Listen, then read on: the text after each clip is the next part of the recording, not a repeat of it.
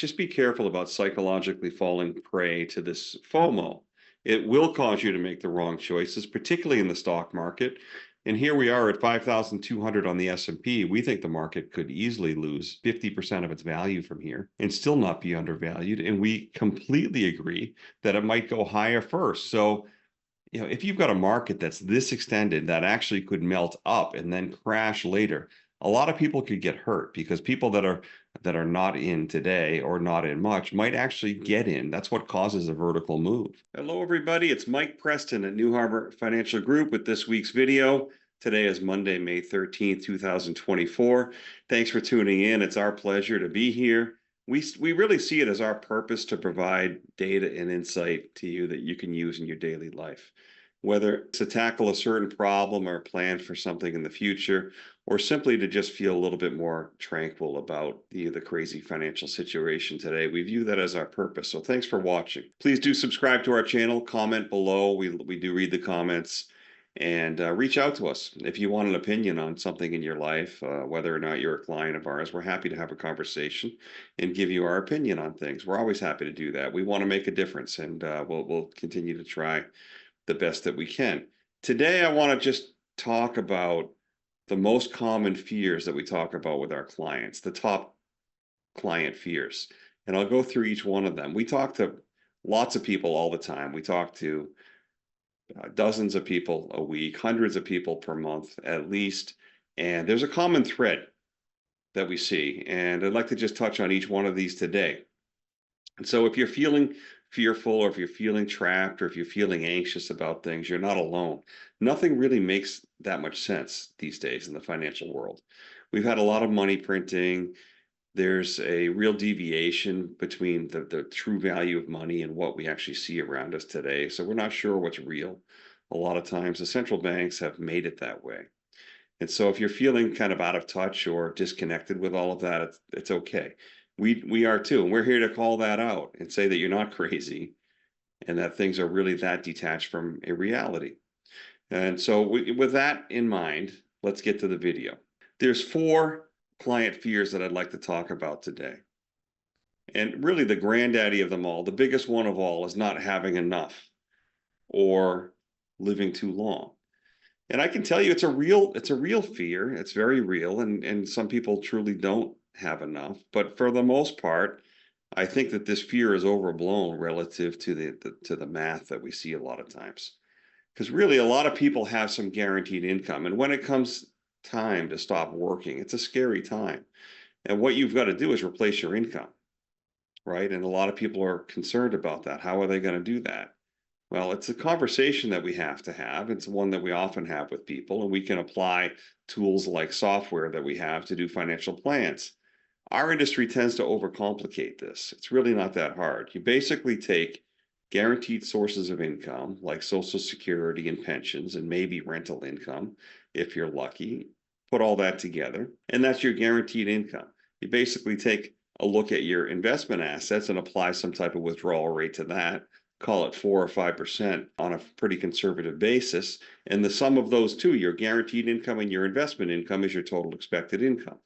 Now, there's other things that you got to think about, like inflation and how long you're going to live, but a pretty quick rule of thumb would be to take those two, take a look at what that total is, and then compare that against your present income. And frankly, if there's a big gap there, there's other ways to solve that. One would be working longer. Another one besides working longer would be earning more money. That's not easy to do, but it is another possibility. And I can tell you this, from being in this business now for over 25 years, very few people pass away with their assets gone. It's a lot of people say, and even I would say this, that I'd like to use all my money during my lifetime.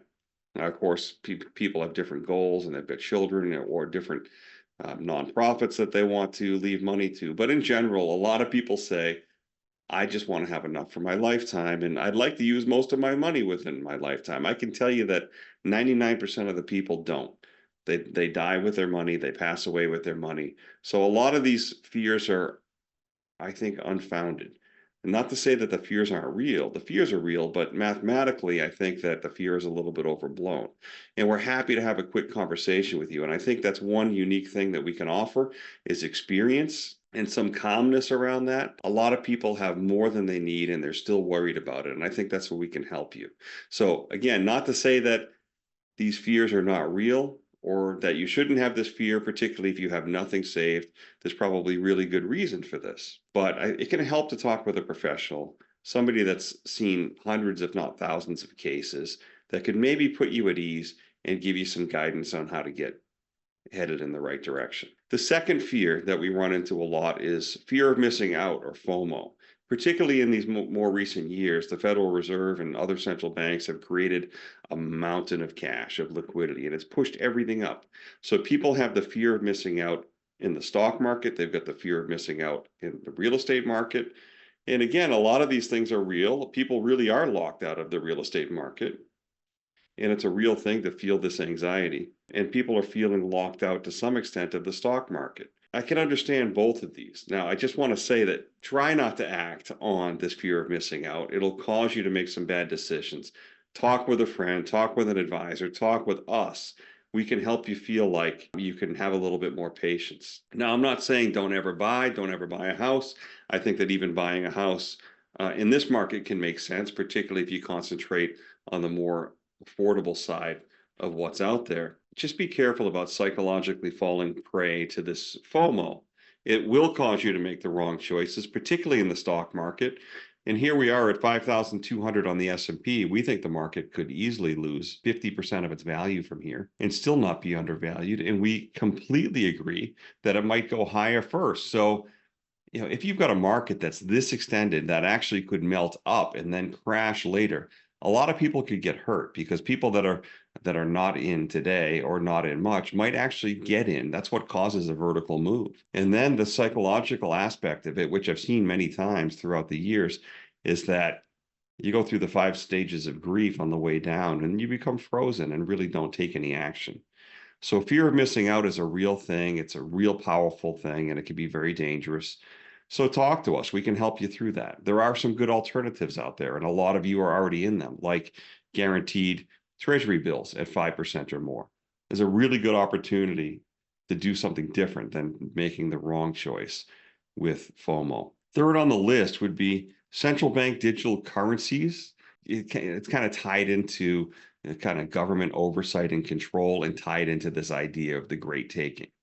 So there's no surprise central banks have gone way too far. They don't have any other plan except printing more, and it's going to have negative effects. We don't know exactly what the path is going to look like, or exactly what the price of all of this is going to be. But I think that the central banks might very well introduce central bank digital currencies, or CBDCs. I don't think there's a whole lot you can do about that, I think, other than maybe buying gold. But I do think that we're likely at some point to have some kind of central bank digital currency. I think it will happen after a financial crisis.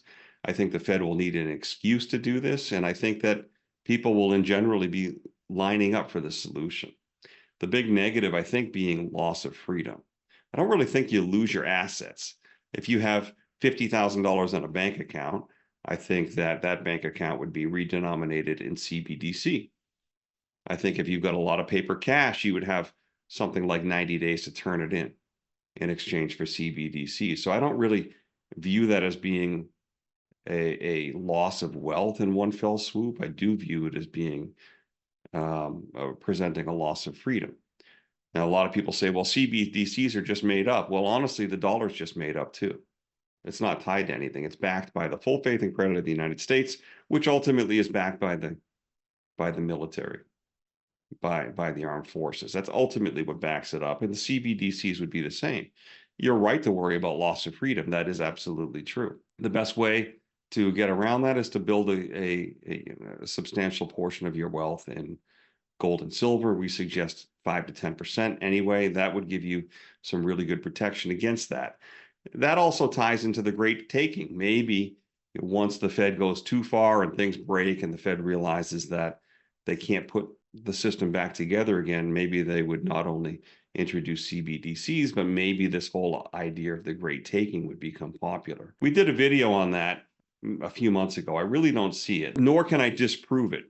The Uniform Commercial Code has been adopted by all 50 states, and it seems to provide the framework for how a shareholder could be basically deemed to be subordinate. And so therefore, in a total meltdown, they could theoretically lose their assets. I just don't see it. I think we would be in immediate and sudden civil war if that happened. I think that the Fed and the US government would use every tool in their disposal to not have that happen, including printing more money and introducing a CBDC. So the great taking, I just don't see that being a major risk. And there's really not a lot you can do to protect yourself. And one thing you can do is pay down debt, have gold and silver, reduce your reliance on the system. Anything more than that is beyond the scope of this video, and I would refer you back to our other video on the great taking if you want to see more about that. The last fear, I think, is about hyperinflation, particularly after COVID, when inflation shot to 9%. A lot of people were worried, and they state that, well, Shadow Stat says that inflation is actually greater than that. It's true. Inflation has been relatively high the last couple of years, and we're all really feeling it. And it has not been fair because the wealth disparity has been very exaggerated over these last 15 years. And the wealthy are super wealthy, and they don't really notice the inflation. The bottom 40 or 50% hasn't taken the full ride on the wealth effect. And so therefore, they're just paying through the nose, and it's ticking people off. And you can also see it in other countries around the world. We're seeing double-digit inflation in various countries around the world. So it's definitely ticking people off. And whose fault is it? Well, it's our fault. It's our strong dollar policy. It's the money printing or our strategy of money printing that is to blame. We're exporting inflation around the world. That's not going to change. But to be fearful that we're going to go straight into hyperinflation is probably not going to happen. What I think would actually be more likely is some kind of asset price crash and maybe even deflation. We might see a scare of deflation before the central banks come in and print a lot more money. The Federal Reserve has something around $8 or $9 trillion on their balance sheet. After topping out at 10 trillion, you might see something like the central bank go straight to 30 trillion. And if they can't stop the decline, they may panic. They may introduce central bank digital currency, that type of thing. Hyperinflation would eventually come.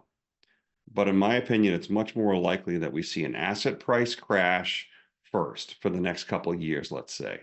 Hyperinflation would then come years 4, 5, 6, 7, 8, 9, 10. So that could be a real risk, and you protect yourself by buying real assets, by buying real estate, by buying gold and silver, and even buying stocks. If stocks were actually to correct to fair value, which is a good 60 or 70% below here, let's say maybe 1,800 on the S&P. If that were to happen, you could take your cash, which should still have some value, and put it into stocks as well. That would be the time to do it. The problem is we've been stuck in this really forced market for so long that you've just had to capitulate and buy stocks or feel a lot of these other fears. Don't do it. Reach out to us, chat with us. A lot of what we do, I think, is connect with people and help them realize that they're not nuts, and that this is the world that we're in. And it's going to be okay. I've got no doubt about it. But we are in a climax of a fourth turning. We can't deny that. And it's going to get really scary before it gets better. So these are the top 4 things that I see all the time. Fear of not having enough money, fear of missing out, fear of having your assets confiscated, either through CBDCs or the great taking type concept. And lastly, fear of just falling behind through hyperinflation. Almost all of these have merit, but almost all of these are overblown to some extent.